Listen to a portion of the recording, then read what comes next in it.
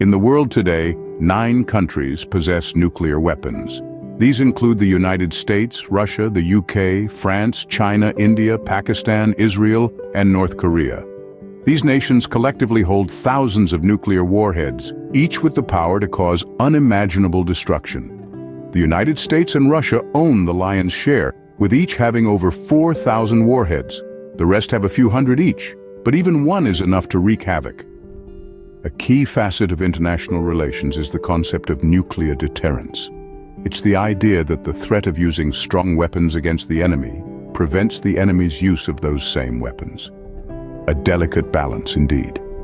It's like a high-stakes game of chess where the players constantly strategize to keep the peace, often with the threat of nuclear war lurking in the background.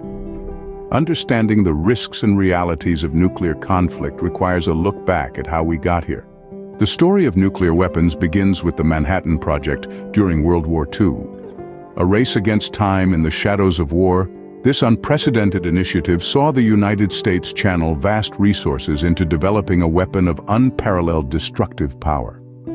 The fruits of this labor were tragically witnessed in Hiroshima and Nagasaki, where the atomic bombs in an instant claimed thousands of lives and irrevocably altered countless more. As the world moved into the chill of the Cold War, the United States and the Soviet Union found themselves locked in an arms race, each amassing arsenals capable of destroying the world many times over. This led to the doctrine of mutually assured destruction, or MAD, a chilling balance of terror that held the prospect of nuclear war at bay. During this time, key treaties were crafted, aiming at nuclear disarmament and non-proliferation, marking the first steps towards controlling the nuclear genie that had been let out of the bottle. But the nuclear landscape has evolved since the Cold War. Today, the nuclear landscape is not just about the US and Russia. Countries like China, India, Pakistan, North Korea, and Israel also possess nuclear capabilities, and the balance of power is more complex than ever.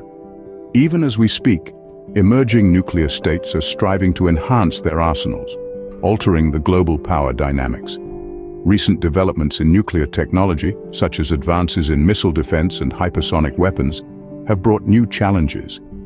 These technologies can potentially bypass existing defense systems, raising the stakes in this high-risk game. In this evolving landscape, international organizations like the International Atomic Energy Agency play a critical role.